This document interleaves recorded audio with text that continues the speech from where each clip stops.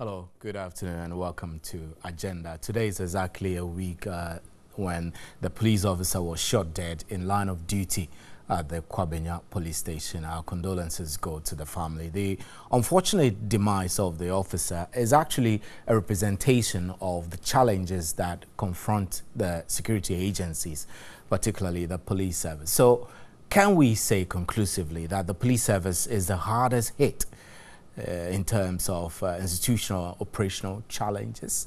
What are the core institutional, operational and logistical challenges which affect the ability of the security agencies, particularly the police service, to safeguard our future? How plausible are arguments that the perceived politicization of the police service has also contributed to some of these institutional weaknesses we know of in the service? Is there a compelling need to review the recruitment processes adopted by the security agencies and the caliber of personnel enlisted?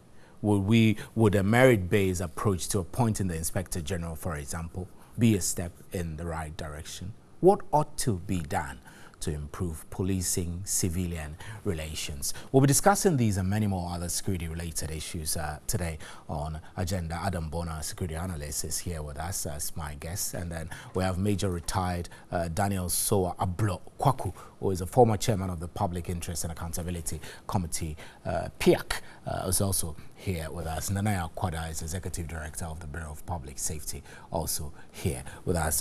Gentlemen, welcome to Agenda. But before we start our discussion, we'll go back to listen to the IGP's press conference earlier, addressing the media on some of these security issues. Let's listen to the IGP and then we'll get back to the studio and start our discussions.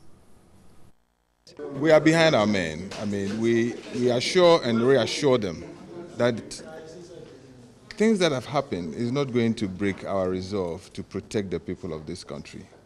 And they should continue. That is our sworn mandate.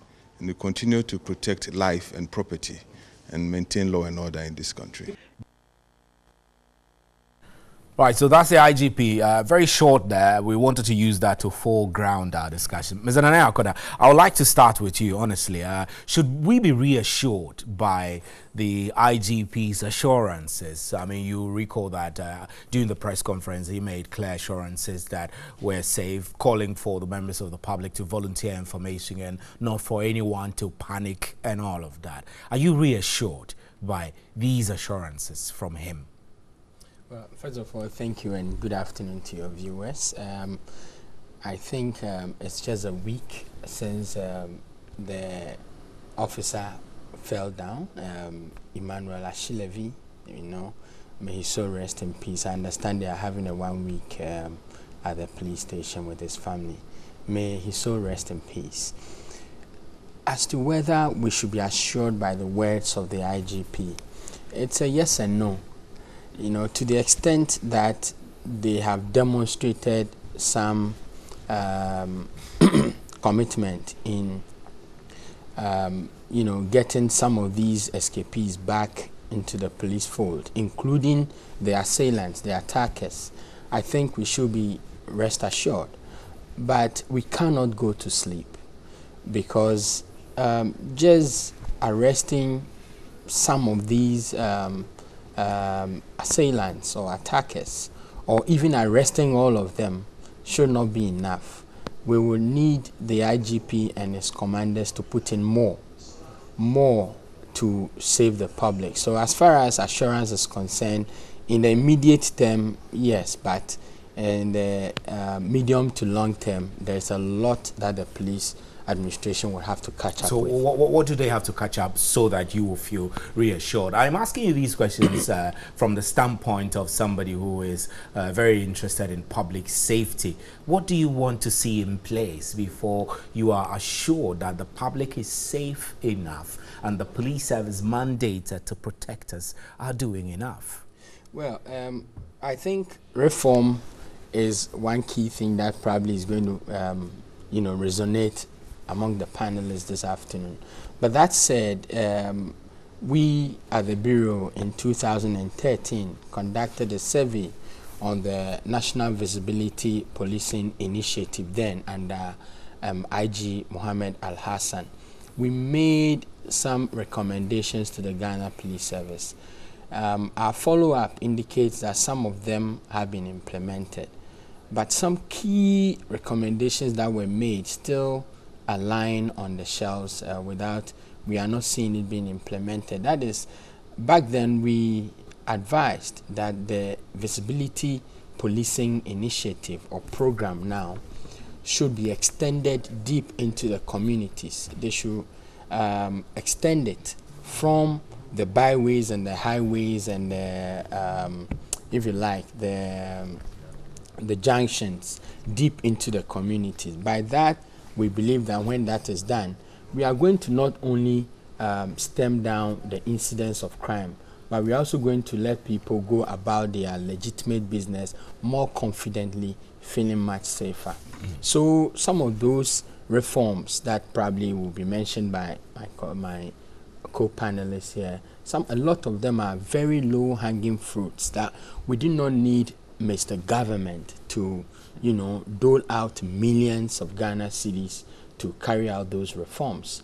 They are reforms that we just have to apply them with a little bit of shock therapy, and they need to be there are a lot of and interest. they need to be visible. Yes, yes. Major, let me shift to Major. Major, I kept pronouncing your name with Soa. Major Ablo, Daniel Ablo Kwaku. You, from your background and experience, perhaps would want us to applaud the IGP and the police service for the speed with which the service arrested these suspects. Are you impressed, or you would say a lot more could have been done within the short period? Thank you very much. I think that I agree with him, Mr. Bona, that yes, to the extent that they have within a very short time apprehended the criminals and brought them back to detention, that is their job. We need to acknowledge it. Speaking as an ordinary citizen, it at least goes to reinforce the assurance that you had. But at the same time, when you look back at the incident itself, a few questions then come up.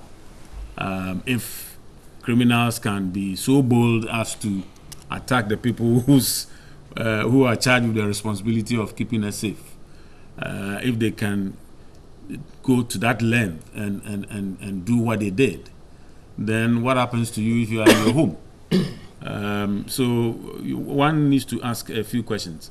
But I believe that they are capable of doing a few more things to get their act together. But you wouldn't say that the speed with which the arrests were effected is mainly also because there was a police officer involved. Very often. If it was any other person, perhaps the response would have been slower. It's the same. Yeah, very often when, in fact, it happens almost around the world. Any time that a policeman is affected in a crime, every part of the world, they act so swiftly. They marshal all their energy and make sure every resource that is available to them will go into making sure that those are responsible are apprehended. So it's not strange. Right, right. So Ms. Adam Bona, I purposely left you so that we can use your view to first diagnose the problem.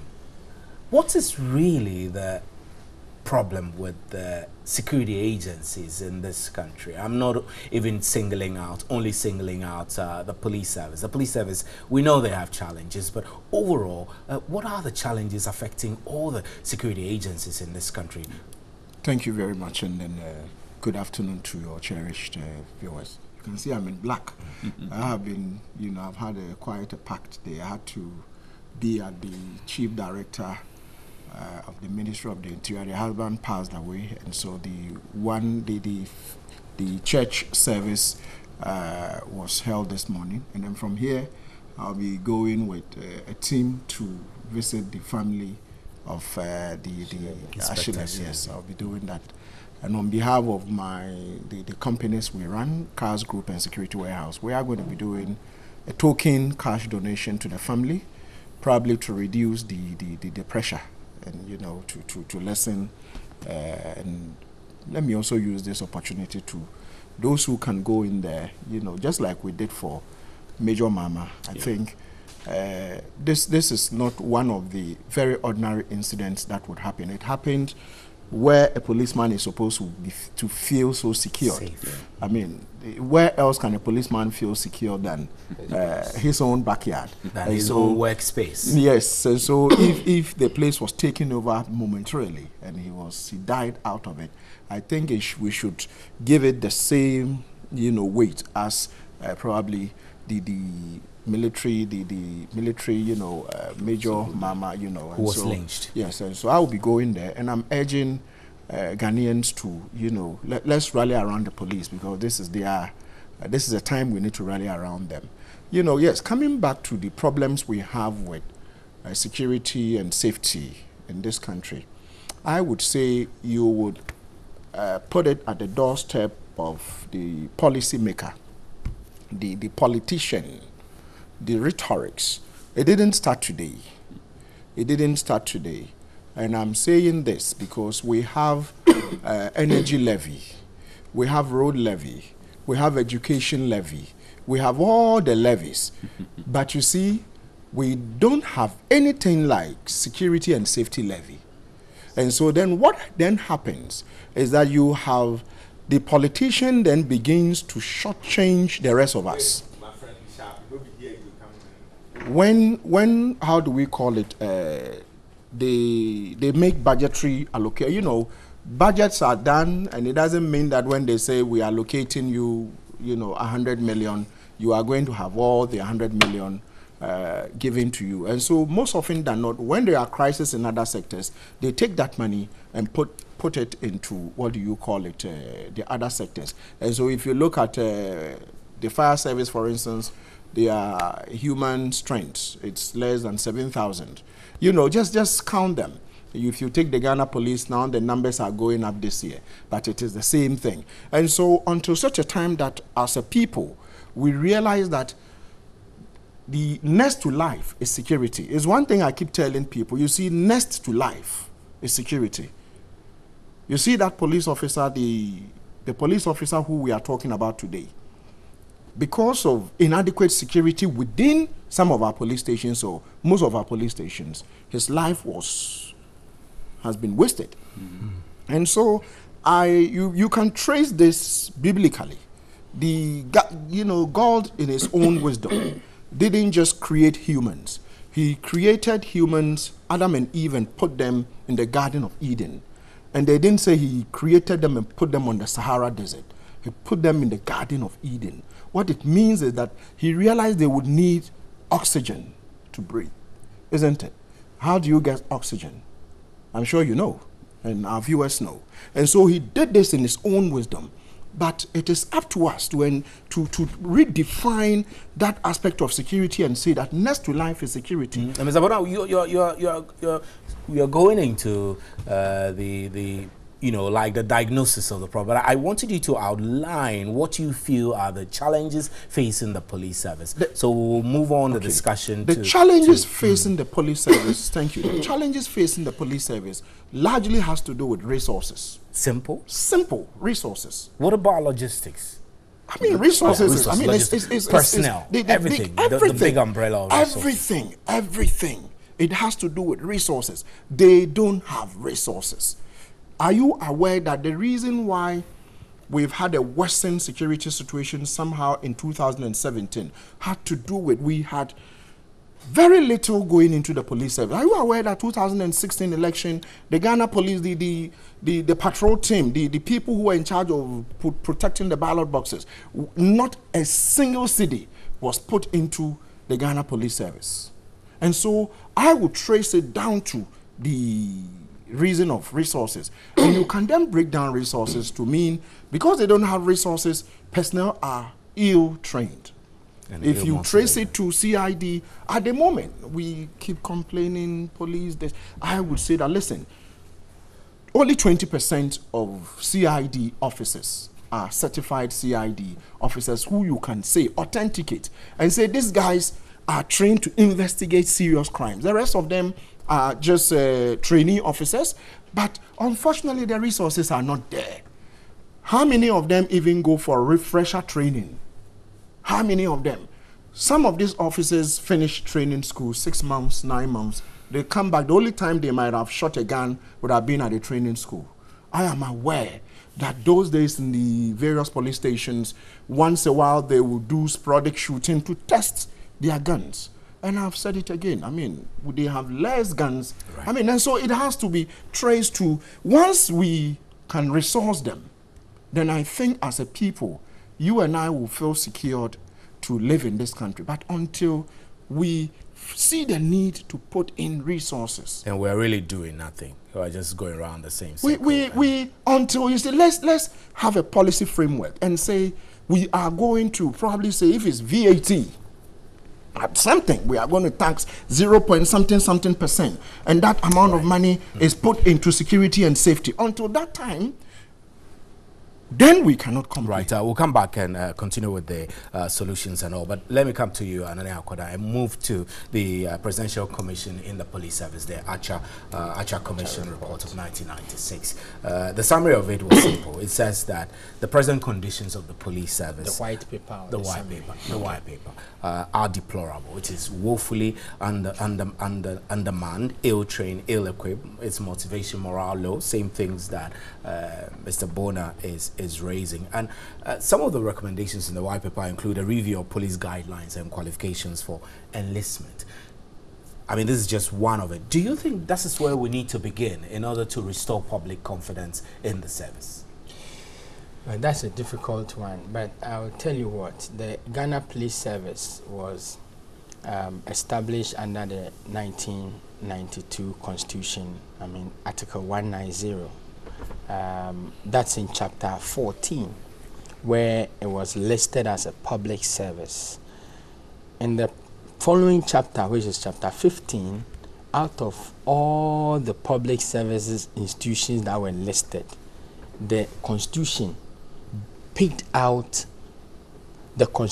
actually picked out the Ghana Police Service and dwelt on it in chapter 15. So it should just tell you how important the institution is. Okay?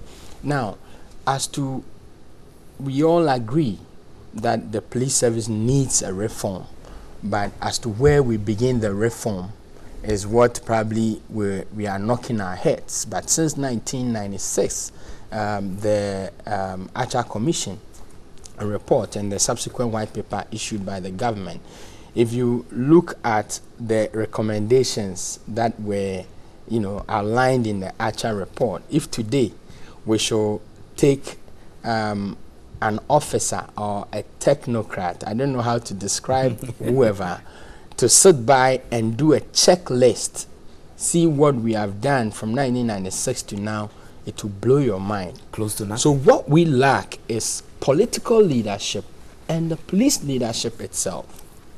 As to where we begin from, I believe that we can start this reform from anywhere, if only we have the right kind of shock therapy for the officers and men. What is the right kind of shock therapy? Well, what do you for instance, I think some years ago, Dr. Atuguba in a paper advocated that the motor traffic and transport unit of the police service should be, expunged, if you like, and handed over that function. We should hand over that function to the city authorities. Look, with all the bad name of the police, if we are able to just take away this function from the police service, it will change significantly. It will rechannel their energy into it will rechannel their energy to dress up their public image, because it is this function that gives them the bribery tag that institution after institution or survey after survey, the police service has been found to be the most corrupt. It is this function. It does not happen within the CID. It does not happen within the operational department, the patrols department, but it is the motor traffic and transport unit. You understand? And I believe it is possible So wherever we want to start it from, because of the several interests that come to play within the service itself, we must be prepared to give a certain shock therapy, because there are people. So you're suggesting that we should take the Archer Commission report and go back and absolutely implement some of the recommendations? Anybody wanting to study the Ghana Police Service in Ghana, you can't make any meaningful study on the Ghana Police Service without going through the Archer report. It's just not possible. There are until recently, there are quite a number of papers available, but all of it, there is not a single one of them that does not touch on the Archer report. So it's very important that we must go back to that report and begin to take the things one by one and implement them. Major Ablo Kweku, whenever we talk about security agencies, many people just think about the police service, but the army has equally been present all this while, whilst like Mr. Akwada is suggesting, the image of the police service receives a bash, that of the army remains intact. What is the army doing different that the police service is not doing? That's a very interesting question. I think that it has a history. You see, the police service, if you look at this, the formation from colonial times, they served governments and not the state. If I say so, there's a difference. Yeah, because the government at that time was foreign, and they saw the allegiance to the government, and now that has evolved and given them a certain culture. So it is always very difficult for them to differentiate between the state and the government. In the armed forces, their focus is on the state, a little bit more on the state than on government. And so it doesn't matter who is in government, their focus is on the state. So this focus of the military, if that could be transferred to the police service, so then there's we'll have a need very efficient police there will force. be a need for a conscientious effort to reorient them, complete reorientation. Because you see, the response even of it's a human institution. The response of the public to the police stems from that kind of perception. You know, you see a policeman and you think, this man is either going to bully me or going to do something. So you want to avoid him. You don't want to cooperate. But for us to get the best out of them, we need to cooperate with them in whilst they do their work. But because of that perception, which everybody has had over time, sometimes, unfortunately, their own, as my brother has just said, their own behavior goes to reinforce that kind of perception. You know, so there's a need for a reorientation, so that the public will have more confidence in them. Reorientation, Mr. Adam Bona, this reorientation, I know that we always hang the police service dry. We bash the police service. Corruption perception indices always do not favor the police service. You think also perhaps that we're giving the police too much negativity, that's why? Well, that indeed they're doing good and we're not focusing on the good? Well, it's a yes and a no answer. I mean, yes, we have you know, police officers who are just too corrupt to be called police officers. I mean, let's admit, they're everywhere. You'll find them everywhere. The only thing is, the reason why we have not been able to stem this out of the existing police institution has to do with this big brotherism and all that, because we realize that we haven't been able to disconnect policing or, you know, the police institution from the everyday politics. And so you would have a DC, a minister of state, or some MP's brother who, you know, he sends, you know, he gets him enlisted into the police service, and the next day, you know, this guy is driving a beautiful car. You know, those days, hardly would you find you know, low. You think this problem can be solved if we started, perhaps we instituted a merit-based approach to appointing the IGP? Well, yes, I would go for a merit-based appointment of the IGP, and, you know, ensure that all our IGPs would have, you know, their term of office, if it's 4 years, security of tenure. If it's 4 years, if it's 5, we could do it 5 years so that it can go beyond the, you know, usual 4 years, you know, cycle we go. So 5 years, 6 years. And so, for instance, if my colleague here talked about no reformation, at least I've done some visits to the police headquarters, and probably we need to, the police, probably they are not talking. They've done wonderful with regards to, you know, they have, the current IGP has the transformation agenda that is running. And you go in there are places in Kumasi, there are places in Accra, you would have thousands of cameras and people are viewing real time.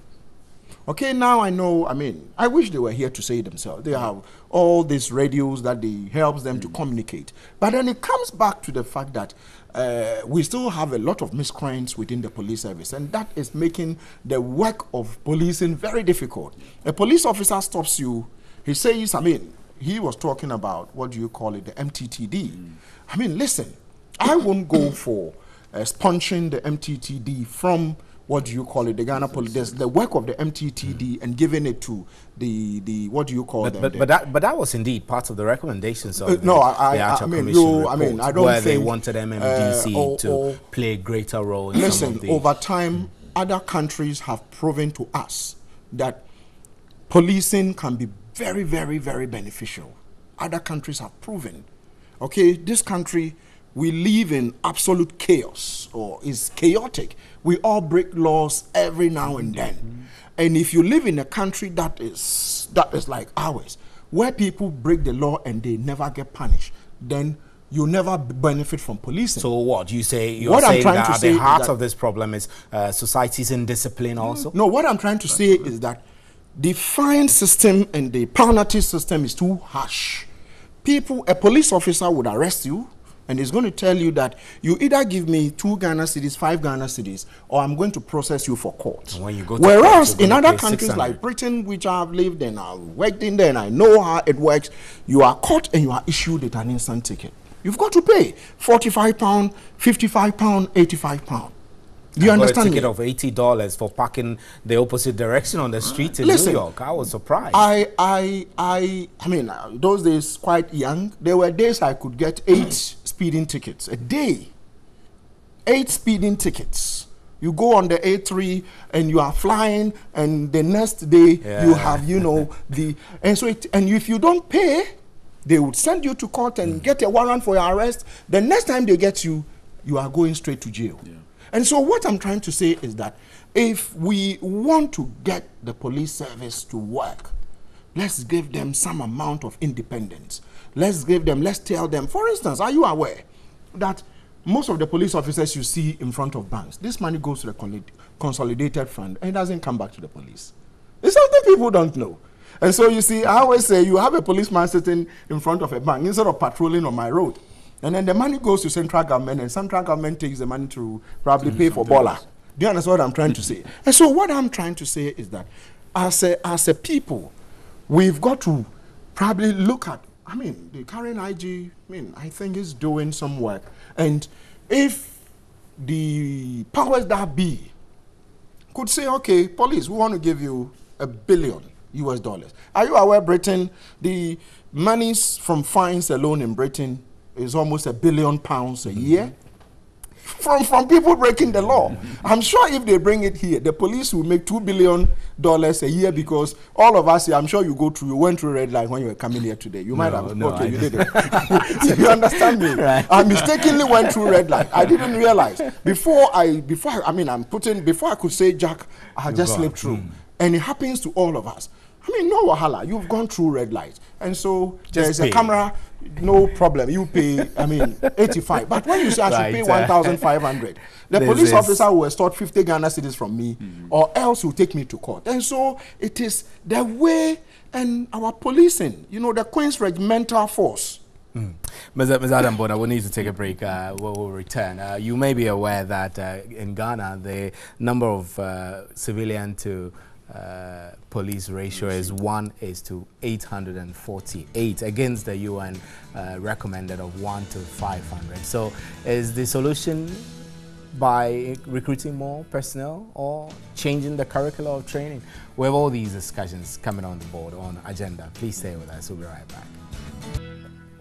Welcome back. Now, one of the recommendations in the government white paper on the Archers Commission report was a review of the guidelines and qualifications for enlistment into the police service, as well as extension of the period of training of recruits from 6 months to 9 months. Critical question will be that, is this what is needed to bring some level of professionalism within the service? As I already said before we took the break, one police officer is to 848 civilians in Ghana, far below the UN recommended of 1 to 500 civilians. So as we concern ourselves with the numbers in the police service, should we also be thinking about the excessive politicization of the service? And as we started the discussions already, whether a merit-based approach to appointing the IGP is the way forward. Mr. Akwada, would a merit-based approach to appointing the IGP give the police service a little more of professional outlook so that we don't get up and bastardize the police service each step of the way? Well, I think the answer is in the question. Whenever we do some things of merit, that's what we must do. We must do things of merit. So our police service, largely by appointment to the top hierarchy, is largely politicized. I mean, and you see that sometimes it's more like a musical chair. You know, I'm behind you, but I know that when power changes, I am the next person. So he will sabotage you. Yes. So sometimes I'm in a hurry to push you down as low down as I can, or I'm in a hurry to take you far away where you are not anywhere near my stool, if you like. So a merit-based approach will certainly do some good, but most importantly, people who are appointed into such offices, if like Mr. Bona said, if those people are given a secure term, I think it will do us even more good, so that the IG will not have to wait to say speak to the president before he can go accost some vigilante group somewhere because they deem a case to be very political.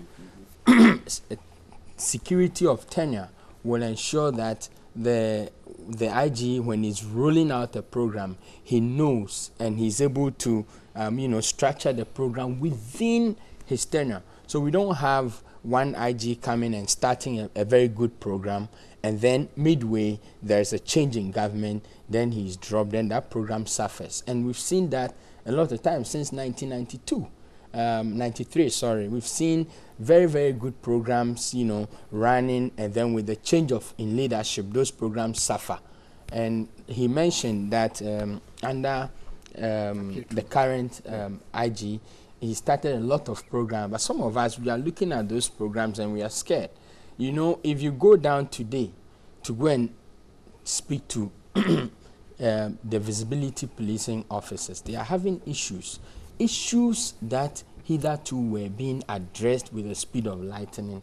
Today, those issues are not being addressed with that much urgency. So you wonder where the reforms are? Absolutely. So the reforms, if we have to appoint IGs by a merit-based system, we should also add to it a tenure, a term of security or security of tenure. You understand? That would do them a lot of good. And I don't know if you want me to go on about the recruitment processes, or probably reserve that. Yes, and in terms of the recruitment, I think largely speaking, this one is not in particular to the police services, but to our security agencies. The manner in which we go about recruiting people into the security services, I don't want to say it's cultural, but it's so archaic that we must do something about it. What do you mean, archaic, outdated? Well, it's so outdated that we still have people having to submit papers, go through several hands, and then we don't do any form of screening. Look at recently we had over how many people chasing 500 jobs. Yeah. You know, physically. Yeah. It's so archaic. That's when those pressures happen. That's when everybody begins to call somebody. And that's when those somebodies interfere with the processes. But if we have to do a proper online screening, a proper, what do you call it? Of human intervention contact. screening, then we are able to get, say, 1,000 people that we are going to take 500 from. That will minimize the level of interference that comes from chiefs, politicians, and so on and so forth. So we must change the way we do our things. And the bit about height, recently I was in the US and I had issues with my boy wanting to fly a certain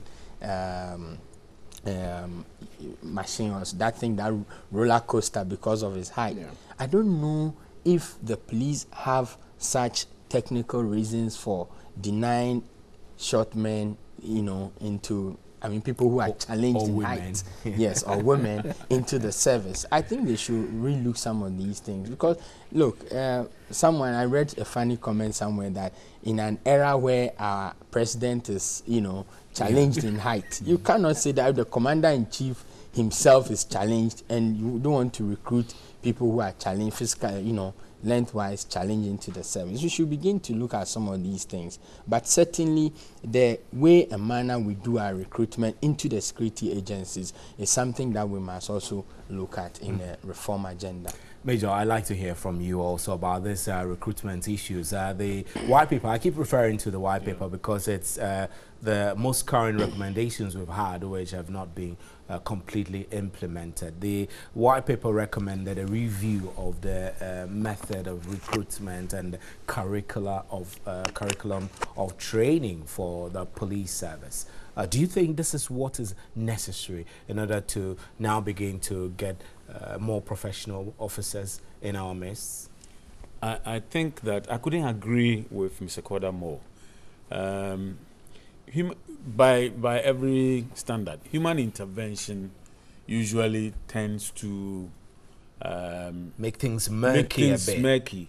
It makes things not the way it should be. Push towards favoritism and all of that. Your brother's your friend. brother's friend, your auntie's, this, daughter. that.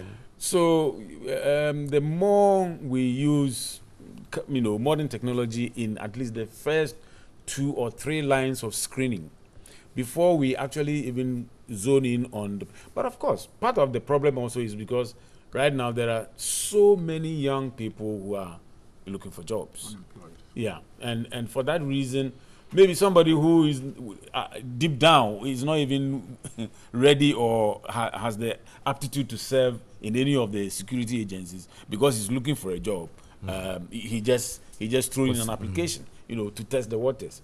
But ideally, we should have people whose mindsets are geared towards that kind of work, so that, as you are saying, then he is already mentally prepared. Okay? So you have somebody who already has that kind of mindset. He's not afraid of danger. He's not afraid of adventure. He's not afraid of certain things that normally somebody else would be afraid of. Okay? And then you take that person, it becomes easier to train him and put him in charge of this kind of work, which must be done by people who are highly trained. Yeah. So we need to, yes, modify the recruitment processes. We need to modify the training to suit those that we pre-select, not by letters, not by the way that we've been going about it, where the long list of applicants are there, and then you have a list that comes from various places, and everybody else is ignored, and those they may even include criminals, people with criminal backgrounds. There are 275 MPs. Assuming each MP is pushing one Ghanaian through this recruitment There will be process. 275 That's like more people than half who of the possibly people don't qualify. recruited coming in through whom you know. How do you We get must to stop that. refine this system? We must halted. It's dangerous to our democracy.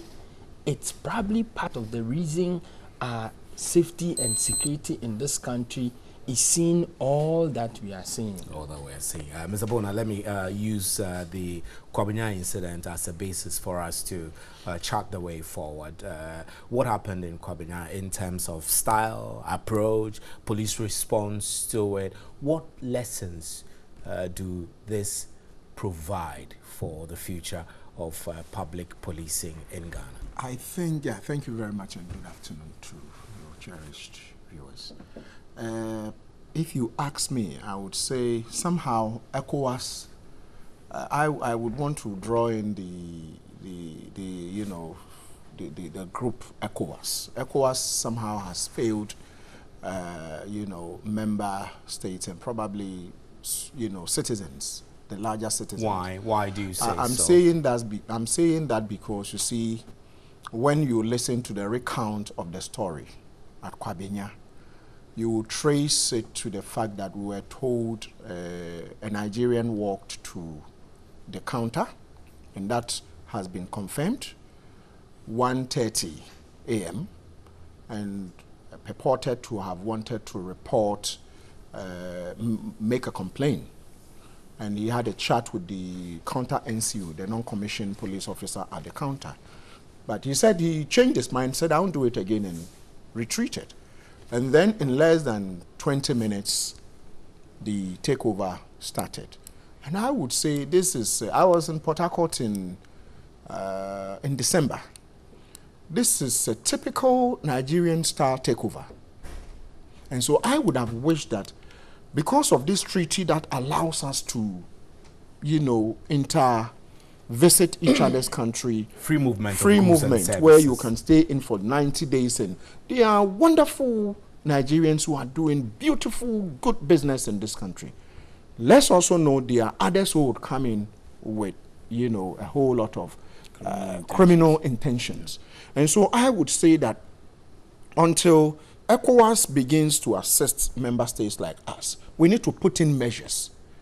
In terms of style, you look at it and say... But ECOWAS has not chartered any well-defined security protocols for member states. We should have been. We don't know how Ghanaians should respond when Nigerians pour into our country and they're cutting a lot of evil, crime and all of that. There's really no blueprint where it tells us, and we have less assistance coming from the bloc.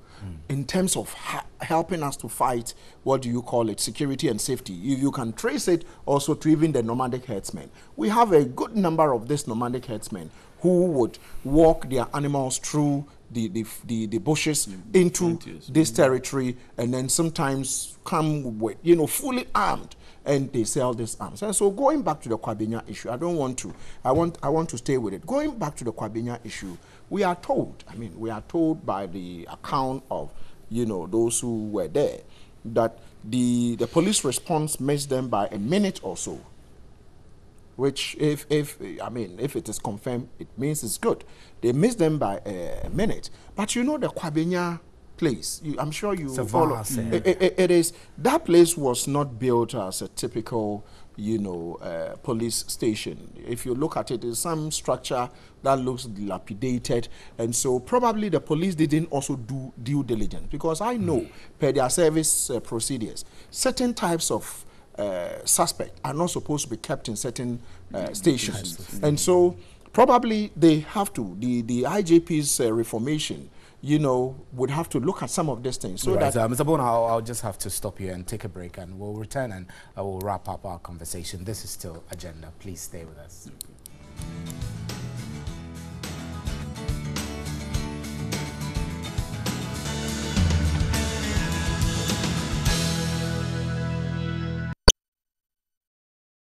After Hours. Are you here to interview me? Or maybe I'm confused. Every Friday night, 9 p.m., where we get to share some fun. Have you found another boyfriend? Don't say yes. Don't say yes, please. No, I haven't. And I give you the news. News like never before. They chop body for Accra. Able correspondent. After Hours on TV3 every Friday night. 9 p.m. After Hours with Mickey Osebeko shows every Friday 9 p.m. only on TV3 and supported by Connect FM 97.1 in Takrady. Passions that kill.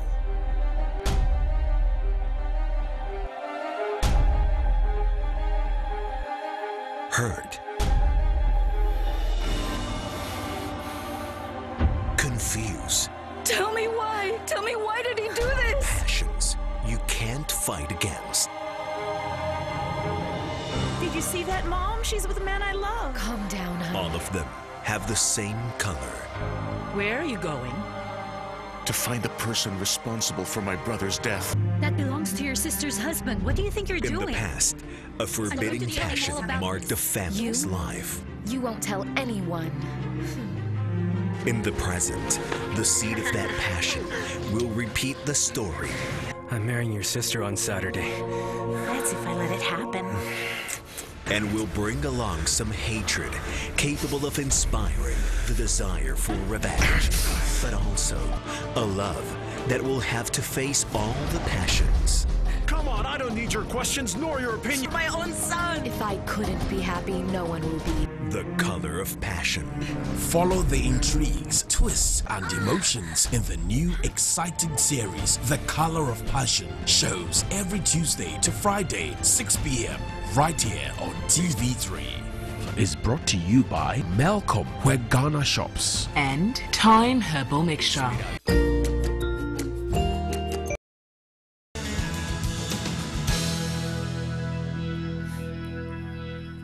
Welcome back. This is still Agenda, and our discussions are becoming interesting, but we're veering towards the end. Mr. Kwada, I took the sale from Ms. Adam Bona so that we can move the discussion, or let's just make you wrap. I want us to look at community policing. You have articulated the problem with ECOWAS. Despite the existence of ECOWAS, necessary security protocols and all of that, not much is being done with general implementation. But what should the security policing approach be? And what should the responsibilities of our citizens also be along that line, so that we all play our part in ensuring public safety? Thank you. You know, the community policing idea is borrowed from Britain. Yeah.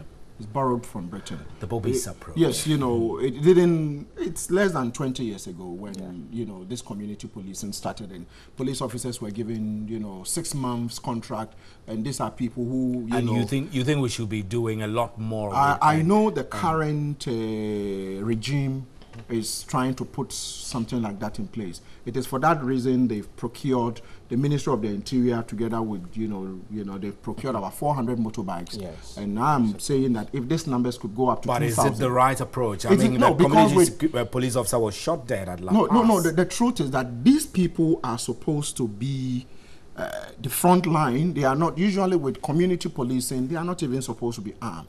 Usually they are supposed to have just basic, maybe pepper spray, handcuffs, but then you would have a response team that is close by. And so he goes on the radio and he presses it, and then a response team comes around. But then what it means is that it will take away most of the crimes that are happening from our community. I know that 30 years ago we had police officers who would be walking around town, making sure we were safe. But today, it is not that way. And so I'm happy the current regime, the Minister of the Interior, they are procuring about 400. They procured about 400. But that you say it's good. It's a good approach we should sustain. And then, some vehicles are coming in. And so if they can up it to about maybe 2,000 motorbikes going into the community and deploying more police officers into the community. And also, the numbers, being recruited is largely, I think it should go up, even though it's encouraging. If you look at previous and today, I would say that I would have given an A+. But that's true. We would want to say, why can't it go up to 10,000 this year instead of just 2,000, 2,000? Mr. Kwada, you public safety. So community policing, is that the way to go?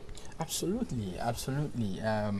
Where probably I depart from my friend is when you put an officer within the community, looking at our culture, you must give him a certain lethal force of protection, because you know let me say so the officers should the be criminals armed. Here and they are not stupid, but not all of them are that intelligent to know that a community police is here not to armed. protect the police. So if he has to commit a crime, the first target you want to take out will be that unarmed man. So we have argued when we did that survey. In fact, when we met with the IGP, we argued that it should be possible to give them some minimum lethal, arm, just for protection. My fear, I'm not cutting it. My fear, but you are cutting it. I'm cutting it. My fear with that is that if we have to do that, then it has to come with training. We don't want a situation where we arm, untrained, ill-equipped police officers. Because if you deploy ill-equipped police officers who are temperamental, people, they enter into altercations and little provocation and they pull the trigger. Mr. Kwada, I need you to wrap up so that we'll give a major. All this while we've been talking about training. You know, the reforms we've been talking about training, and within the training there are so many evaluations that is done before they arm these guys.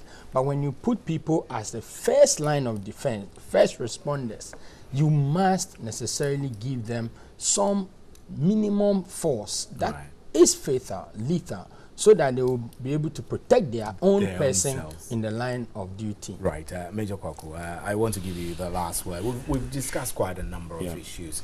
What should the approach be? Community policing we've spoken about. We've also spoken about resourcing the police adequately. But I am interested in what roles citizens, we, the citizens, should be thinking or should be playing in order to safeguard our own safety. Yeah, I think the citizens' role is also very important, because if the person who is safeguarding your security, you don't cooperate with him, then at the end of the day, what are you achieving? So the citizens, we need a lot of education in that respect, and I think that some time ago there was an effort to interact. I think 1 or 2 IGPs away.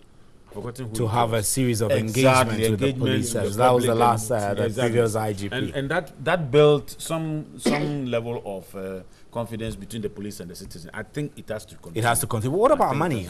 Money, I know the Public Interest and Accountability, PIAC, you have been concerned with our oil money a lot. Can't we get oil money to push to support the police service? I think that, well, in this era, these days, earmarking funds for specifics, we are beginning to shy away from it. I happen to know that it doesn't quite work, because even if you, for want of anything, look at our health service, National Health Insurance, taxes were earmarked for it, but yet we still have problems. So it doesn't necessarily solve the problem. So yeah, we just need to up our game. We need to collect more revenue, and so therefore we ought to encourage citizens to pay taxes very quickly, and then we'll have more money to do other things that we need. Major retired Daniel Kweku. Nana Akoda also was here. Nana Akoda is the Executive Director of the Bureau of Public Safety, and Adam Bona is also security analyst, a regular security analyst on TV3. I'm Stephen Enti. This has been Agenda, and thank you for making time. Enjoy the rest of the weekend.